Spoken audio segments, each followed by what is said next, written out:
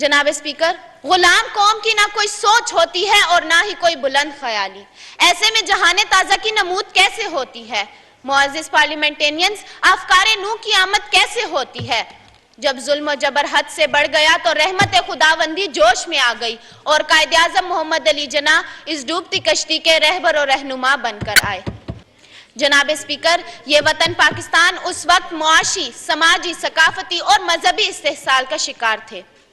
ہندوؤں کی چال بازیاں اور مکاریاں بلم عروج پر تھیں۔ تعلیمی زوال نے مسلمانوں کو پستی کی ان اتھاہ گہرائیوں میں جا دھکیلا جہاں نہ کوئی روزن تھا اور نہ ہی کوئی دریچہ، جہاں پردہ افکار پر غلامی کا وہ زمانہ اپنی جھلک دکھا رہا ہے جب مسلمانان ہند انگریز سامراج کی محکومی کی چکی میں پس رہے تھے۔ خدا کرے کہ میری عرض پاک پر اترے، خدا کرے کہ میری عرض پاک پر اترے وہ فصل گل جسے اندیشہ زوال نہ ہو۔ یا یہ غبارے بیچتا ہے یا یہ چوک پر گاڑیوں کے شیشے صاف کرتا ہے، اور اگر کچھ نہیں کرتا تو جناب اسپیکر یہ بھیک مانگتا ہے، جو بھی ملے کھا لیتا ہے۔ کھا تو یہ آنے جانے والوں کی جھڑکیاں بھی لیتا ہے کہ میں نے کبھی کسی کو اس بچے سے محبت سے بات کرتے ہوئے نہیں دیکھا ہے۔ ہو سکتا ہے کچھ دنوں بعد چوریاں بھی کرنے لگے اور یوں پاکستان میں ایک اور مجرم کا اضافہ ہو جائے۔ السلام علیکم ناظرین کرام، آپ کو مکمل ویڈیو دکھاتے ہیں۔ پارلیمنٹ میں 13 سالہ کیڈٹ فاطمہ نے ایسی تقریر کی کہ پورے ایوان کو جھنجھوڑ کے رکھ دیا۔ پورا ایوان داد دینے پر مجبور ہو گیا، ایسی چیزوں سے پردہ اٹھایا کہ آپ حیران رہ جائیں گے۔ ویڈیو دیکھیے پھر اس پر بات کرتے ہیں۔ السلام علیکم، میرا نام کیڈٹ فاطمہ جہانگیر ہے اور میں Shaheed Benazir Bhutto girls cadet college Larkana میں زیر تعلیم ہوں اور میں کلاس 9 کی طالب علم ہوں۔ اور آج مجھے یہ اعزاز حاصل ہے کہ میں اس ایوان میں اپنے پیارے پاپا جانی زمرد خان کے ساتھ اس جگہ موجود ہوں اور میرا تعلق پاکستان سویٹ ہوم سے ہے۔ جناب اسپیکر اور معزز پارلیمنٹینینز، السلام علیکم۔ خدا کرے کہ میری عرض پاک پر اترے، خدا کرے کہ میری عرض پاک پر اترے وہ فصل گل جسے اندیشہ زوال نہ ہو۔ آج کے اس معزز ایوان میں مجھے جس موضوع پر لب کشائی کرنے کی دعوت دی گئی ہے وہ ہے تو نشان عزم عالی شان۔ جناب اسپیکر، کہنے کو تو یہ ایک مصرع ہے جو ہمارے قومی ترانے میں شامل ہے، مگر اس کے مفاہیم و مطلب کو بیان کرنا کسی دریا کو کوزے میں بند کرنے کے مترادف ہے۔ معزز پارلیمنٹینینز، آئیے ذرا چشم تصور کو ماضی میں لے چلیں جہاں پردہ افکار پر غلامی کا وہ زمانہ اپنی جھلک دکھا رہا ہے جب مسلمانان ہند انگریز سامراج کی محکومی کی چکی میں پس رہے تھے۔ جناب اسپیکر، یہ وطن پاکستان اس وقت معاشی، سماجی، ثقافتی اور مذہبی استحصال کا شکار تھے۔ ہندوؤں کی چال بازیاں اور مکاریاں بلم عروج پر تھیں۔ تعلیمی زوال نے مسلمانوں کو پستی کی ان اتھاہ گہرائیوں میں جا دھکیلا جہاں نہ کوئی روزن تھا اور نہ ہی کوئی دریچہ۔ جناب اسپیکر، غلام قوم کی نہ کوئی سوچ ہوتی ہے اور نہ ہی کوئی بلند خیالی۔ ایسے میں جہان تازہ کی نمود کیسے ہوتی ہے؟ معزز پارلیمنٹینینز، افکار نو کی آمد کیسے ہوتی ہے؟ جب ظلم و جبر حد سے بڑھ گیا تو رحمت خداوندی جوش میں آ گئی اور قائد اعظم محمد علی جناح اس ڈوبتی کشتی کے رہبر و رہنما بن کر آئے۔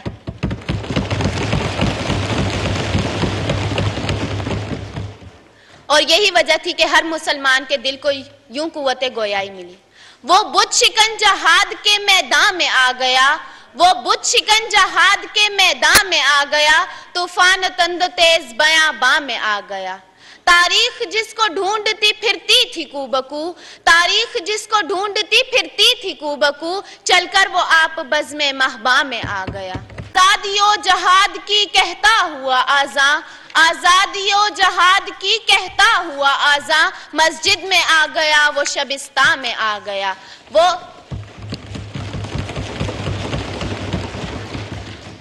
آ گیا تھا جس کا انتظار، وہ آ گیا تھا جس کا انتظار، اندے بہار اپنے گلستان میں آ گیا۔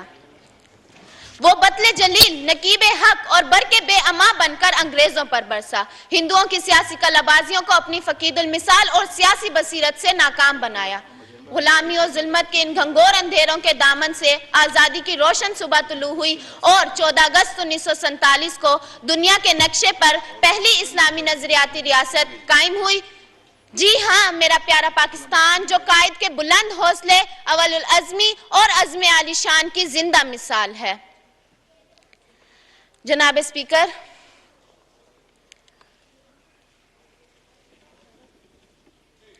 آئیے آج ہم سب مل کر یہ عہد کریں کہ ہم ہمت جواں رکھیں گے، مقاصد جلیل رکھیں گے اور افکار نو سے اس وطن کی تعمیر و تعزین کو ہرز جاں بنائے رکھیں گے۔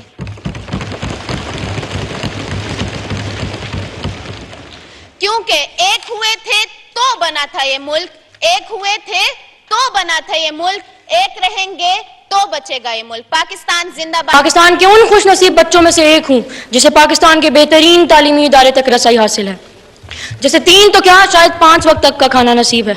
میرے بستے میں ساری مہنگی سے مہنگی کتابیں ہیں، میری پوشاک شاندار ہے اور میرے پاس پہننے کو جوتے بھی ہیں، لیکن جناب اسپیکر میں 10% سے بھی کم ہوں، کیونکہ میں بچوں کے پاکستان کا پورا چہرہ نہیں ہوں۔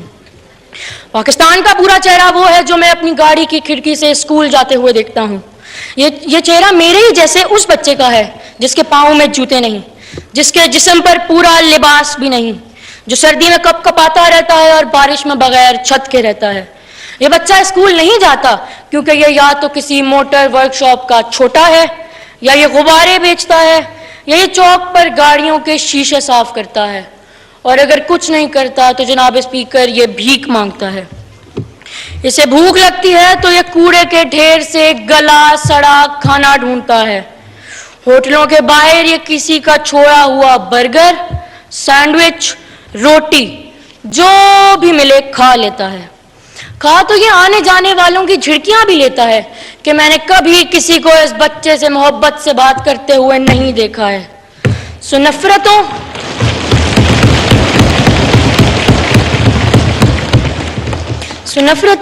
محرومیوں اور حسرتوں میں پلنے والا یہ بچہ ہو سکتا ہے کچھ دنوں بعد چوریاں بھی کرنے لگے اور یوں پاکستان میں ایک اور مجرم کا اضافہ ہو جائے۔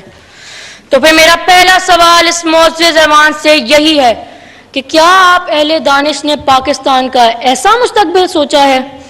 مجھے یقین ہے کہ آپ کا جواب نفی میں ہوگا۔